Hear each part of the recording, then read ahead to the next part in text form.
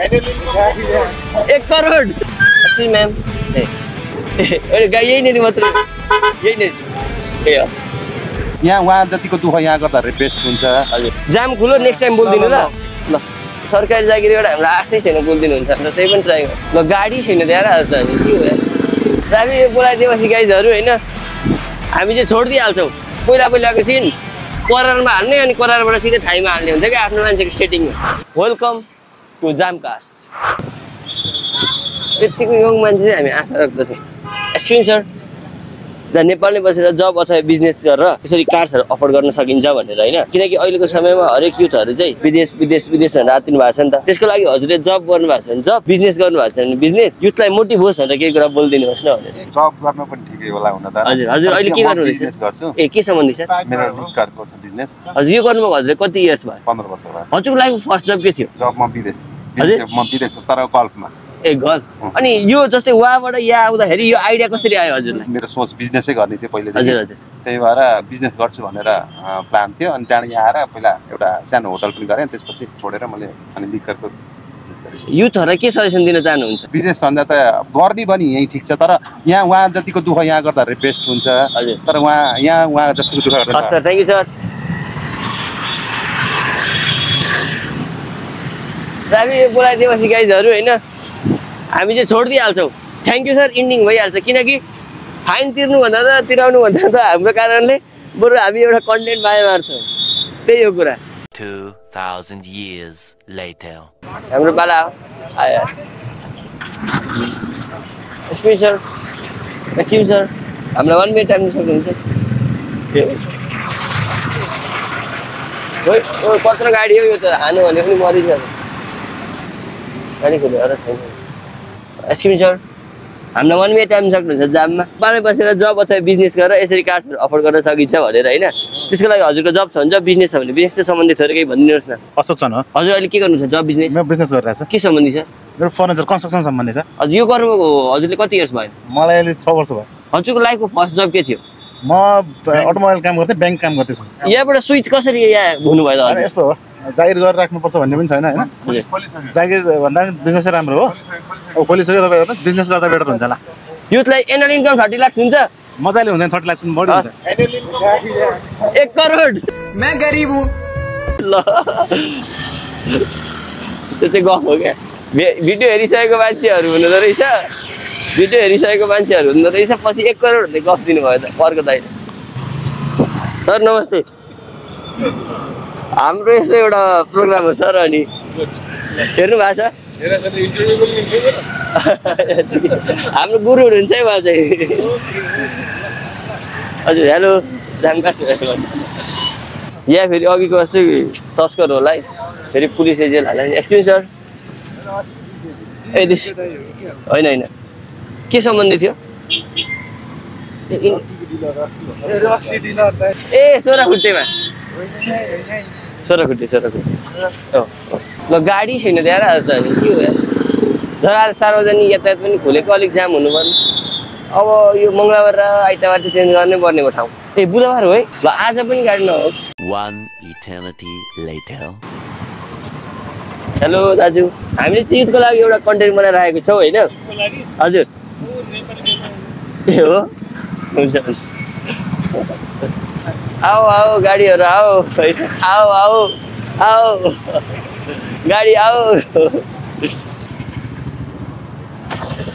Excuse sir हामीलाई 1 minute time सक्नुहुन्छ हजुरको जब छ कि बिजनेस मेरो चाहिँ जब टाइप नै बिजनेसै हो म चाहिँ सिभिल इन्जिनियर हो हजुर यो आफ्नै कन्सल्टेन्ट छ हजुरको लाइफको फर्स्ट जब के थियो मेरो सिभिल इन्जिनियर हो सिभिल इन्जिनियरै भयो एज अ साइट इन्जिनियर यो कुरामा यति प्यासनेट भएर कसरी लाग्न सक्नु भयो हजुर होइन मेरो त सुरुदेखि नै इन्ट्रेस्ट थियो नि इन्जिनियरिङ थियो युथलाई के सजेसन दिन चाहनुहुन्छ एकदम एजुकेसन हाई गर्ने यही चाहिँ केही गर्ने तपाईँको एक्सपिरियन्समा सबैभन्दा अप्स एन्ड डाउन चाहिँ कुन टाइममा भएको थियो जुन टाइममा चाहिँ हाम्रो ब्याचलर सकियो हजुर किनभने त्यहीबाट हो स्ट्रगल सुरु हुने यो कारको कस्ट कति हो यसको 35 लाख एनुअल इन्कम कुनै समयमा हाइएस्ट 30 लाख 40 लाख 50 लाख पनि भएको छ त्यस्तो सब चाहिँ अलिक गाह्रै छ है sir thank you sir for time civil इन्जिनियरको कुरा सुन्यो होइन 30-35 लाख हुँदैन भन्नुहुन्छ समस्या सकेट अब इन्जिनियर पढ्नु पनि अगर हम करें तो करें क्या फेरि जाम भयो दिदी हुनुहुन्छ सोधिहालौँ न त।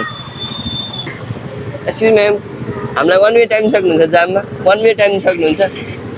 त्यो हामीले चाहिँ युथको लागि एउटा कन्टेन्ट बनाइरहेको छौँ। ए गाई यहीँनिर मात्रै, यहीँनिर। ए हो केटी जिस्कायो भने अब प्याप्या पार्तिर आयो क्या हो, के भयो? यहाँ बोल्दिनँ भने चाहिँ मिठो हुन्थ्यो।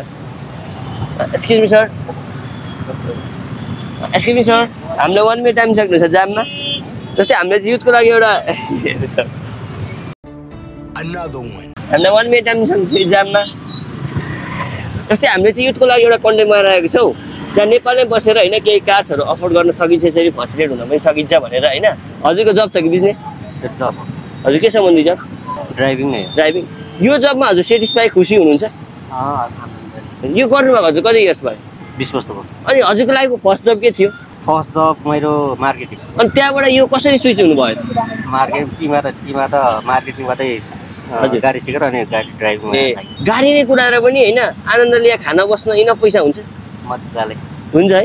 नेपालमै बसेर केही गरेर थोरै पैसामा रमाउनको लागि चाहिँ होइन, रमाउँदाखेरि चाहिँ यहाँनिर पनि केही छ। रमाउने भने कस्तो रमाउने? जस्तै अब मान्छेलाई सेटिस्फाई हुँदैन नि त पैसाले।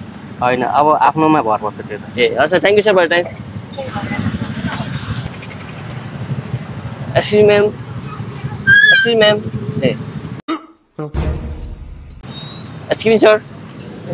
हजुर हामीले चाहिँ युथको लागि एउटा कन्टेन्ट बनाएको छौँ, जहाँ थाहा छ हजुरलाई? ल ए जहाँ नेपालमै बसेर जब अथवा बिजनेस गरेर यसरी कार्सहरू अफोर्ड गर्न सकिन्छ भनेर होइन।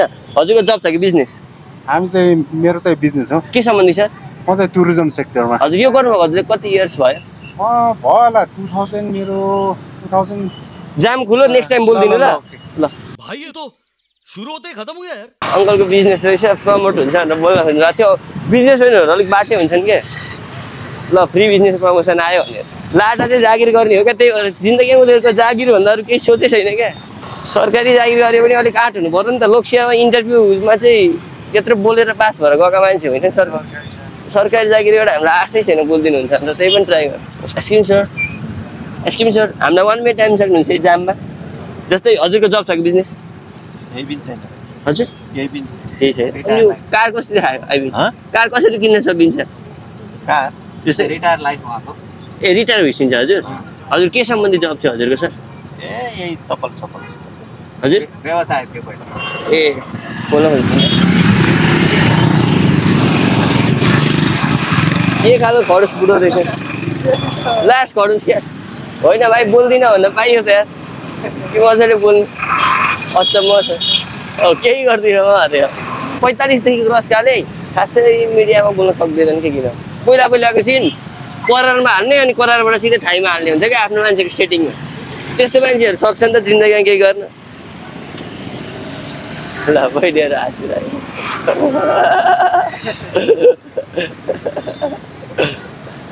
Last short of the day होइन के हुन्छ?